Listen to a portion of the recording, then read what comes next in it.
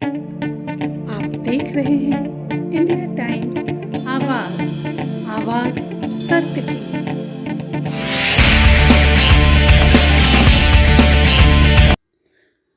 Raise your voice.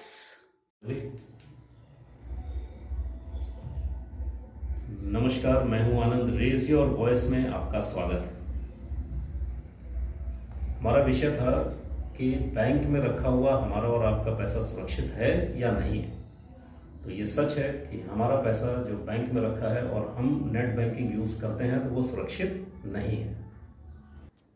अगर हम net banking use करते हैं, यूपीआई से पेमेंट करते हैं, तो हमारा पैसा सिर्फ तब तक सुरक्षित है जब तक हम किसी हैकर, स्कैमर या किसी गलत मंशा वाले व्यक्ति की नज़र में नहीं है।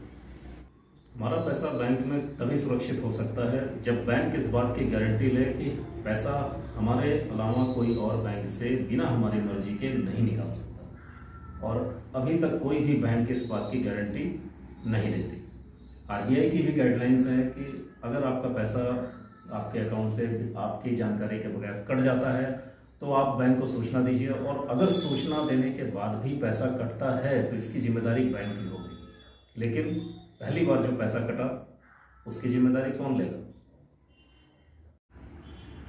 कई राज्यों से ऐसी तमाम छोटी छोटी घटनाएं अखबारों के माध्यम से पता चलती हैं, लेकिन कल एक बड़ी घटना दिल्ली में हुई जिसमें एक व्यापारी के 50 लाख रुपए यूपीआई के माध्यम से गायब हो गए।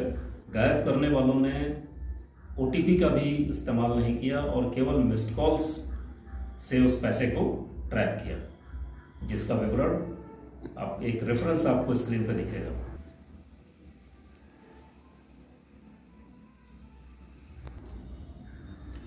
इनमें से ज़्यादातर घटनाओं की जिम्मेदारी बैंक कस्टमर पे डाल देती। उन्होंने किसी को ओटीपी बताई होगी, किसी को फ़ोन दिया होगा, कहीं कार्ड खो गया होगा या जो भी कारण हो, लेकिन ये ठीक नहीं है। अगर पैसा बैंक से यूपीआई के माध्यम से बिना कस्टमर की जानकारी के गायब होता है तो उसको बैंक को जिम्मेदारी उसकी लेनी चाहिए।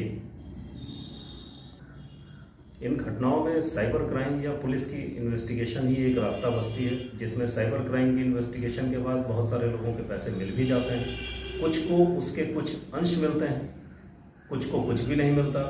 और जिन ग्राहकों के अमाउंट छोटे होते हैं वो तो बेचारे ये समझ भी नहीं पाते कि वो क्या करें।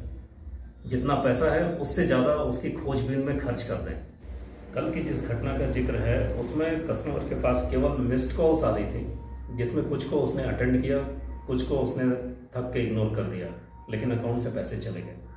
पिछले एपिसोड में हमने जिस घटना का जिक्र किया था उसमें कस्टमर एक डॉक्टर की अपॉइंटमेंट की कोशिश कर रहा था और वहाँ से वापस कॉल आती है डॉक्टर की क्लिनिक से और पैसे गायब होते हैं। आजकल डू नॉट डिस्टर्ब सर्विस के बाद भी न जाने कितनी कॉल्स आती हैं, कभी इंश्योरेंस से, कभी बैंक से, कभी लोन के लिए, कभी किसी प्रमोशन के लिए, जिसमें फ़र्क कर पाना बहुत मुश्किल है क्योंकि हमारा डाटा शेयर होता है। और इन डाटा शेयर होने की वजह से हमारे पास अनावश्यक कॉल्स आती रहती हैं, मैसेजेस आते हैं, उसमें लिंक्स होती हैं, और उन लिंक्स में से कौन सा लिंक संदेहास्पद है या किसी हैकर का है, ये किसी भी आम आदमी के लिए फ़र्क कर पाना बहुत मुश्किल है। अगर इस क्राइम को कोई रोक सकता है तो वो है बैंक। बैंक, साइबर क्राइम या फिर जिन लोगों के पास हैकिंग रोकने के सिस्टम है, अगर वो इस चीज़ को नज़रअंदाज करते रहे तो कोई बड़ी दुर्घटना घटित हो सकती है। लेकिन बड़ी दुर्घटना का इंतज़ार क्यों करना है?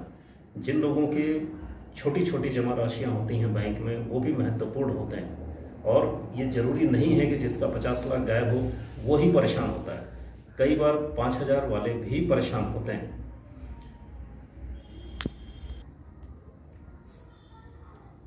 सबसे आश्चर्यजनक बात यह है कि बैंकर्स को पता है इन घटनाओं के बारे में, और इसीलिए कई बैंकिंग कंपनीज ने इंश्योरेंस कंपनीज के साथ इन पैसों की सुरक्षा के लिए इंश्योरेंस पॉलिसीज लॉन्च की हुई।